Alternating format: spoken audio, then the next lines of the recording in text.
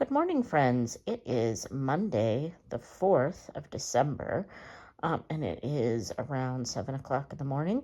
I was up early this morning, unfortunately. So I decided to get up, have some breakfast, and do my daily stitching on my Jane Eyre piece. So I got 123 stitches in. I believe I forgot to show you this for my vlog at the end of the weekend. So here is where I am. I am inching closer to a page finish, and then I'll just have a tiny little partial page to finish in hopefully the next week or so. Hello, friends. Welcome to the second vlog of Vlogmas. Again, I'm just kind of playing this by ear. I don't know how long this is going to be, when you're going to see this. At most, you'll wait till next weekend since I just posted my first vlog on Sunday evening, the 3rd. As I said in my previous clip, it is Monday the 4th. So I'm going to try to kind of keep these vlogs short, but we all know how that goes, so not sure.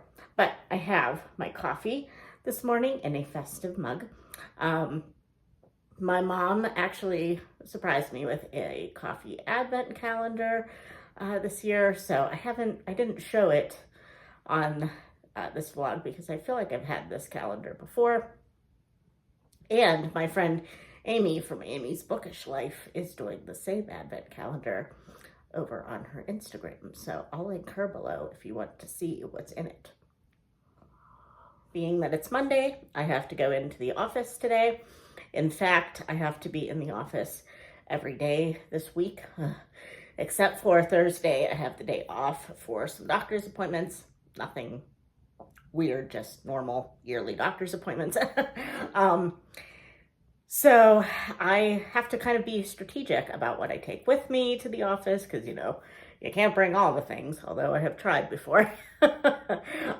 And today is probably going to be quite busy because I have a couple of coworkers who have been out on some leave that are coming back today after like a significant amount of time off. So I'm sure there'll be lots of talking and lots of just work involved in getting them back into the swing of things.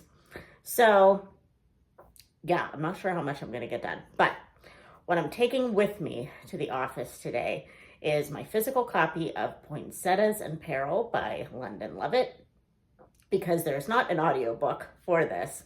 However, I'm not going to be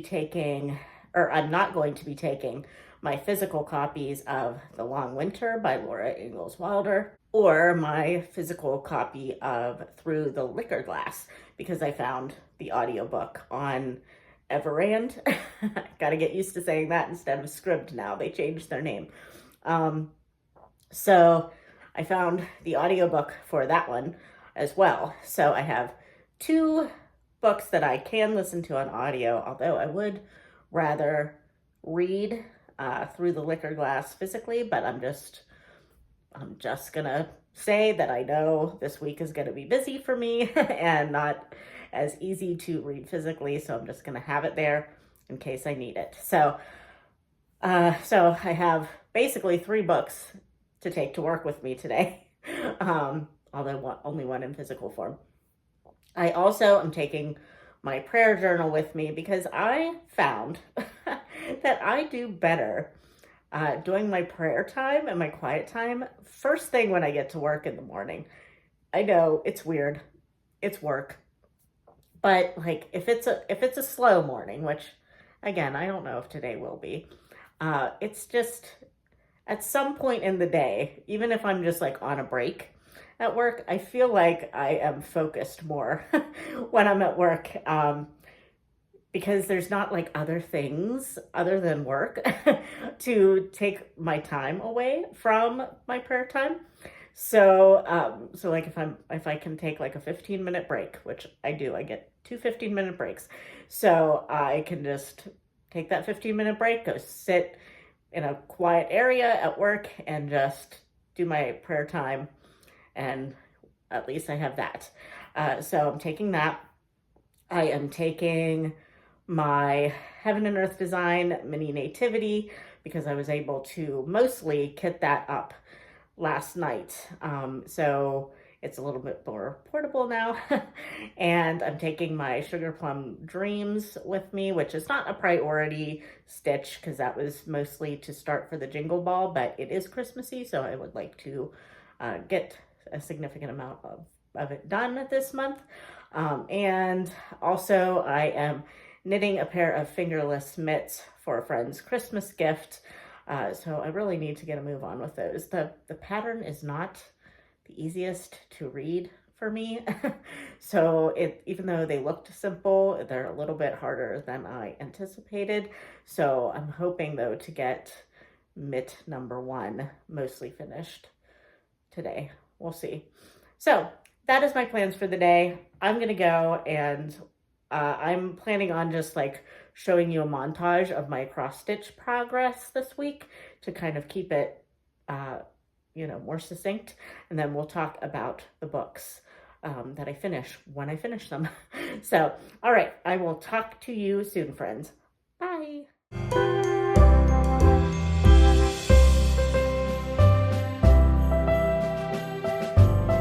Good morning, friends. It is Wednesday, the 6th of December, and I finished a book last night, so I figured I would put up my little review of it and then post this video so that it won't be, too super long. So I finished Through the Liquor Glass by Sarah Fox. This is I don't know, I should be looking, but it's like maybe the 5th or the 6th book in the Literary Pub Cozy Mystery Series. And in this one, we follow Sadie Coleman. She is the owner of the Inkwell Pub, which is like a historic grist mill, she said. And she turned it into a literary-themed bar restaurant, and she hosts book clubs there and all kinds of things. Basically, it's a place I wish existed in my town. So, but in this book, she is helping out. It's set around Halloween time, and she is helping out with a local festival.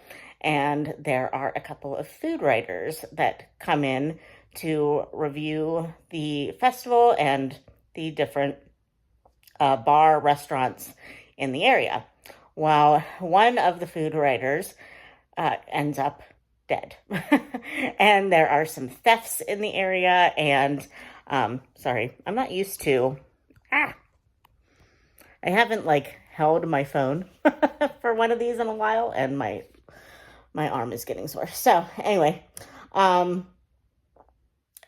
Sadie's friend, who I am not going to say who, even though it's on the cover, but being that this is into the series a little bit, I don't want to spoil relationships and all that kind of stuff, is implicated in the murder. So she is determined to clear this person's name, and there's a whole lot of stuff that goes on, and it was very intense, and I was very worried for this friend of hers the whole time. But I was reading this with my friend Tara, and there were some red herrings that were thrown in,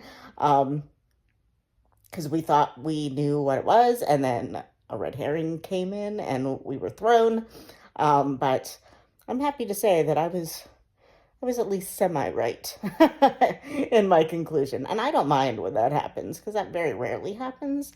So I'm always excited when I do figure out who the murderer was. But so this, I think, so far has been my favorite in the series. I'm going to switch my hands again because I'm starting to shake.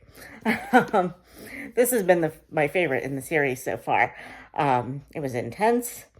There was some romance involved. There was, just cozy autumn vibes, which I love. But I think I said in a previous clip or video that no matter what the season, this always gives me cozy autumn vibes. So yeah, I totally recommend this series if you're into cool, like, historic pubs and, you know, just cozy towns and kind of like a Hallmarky kind of vibe. I don't like Hallmark movies, but I enjoy the vibe.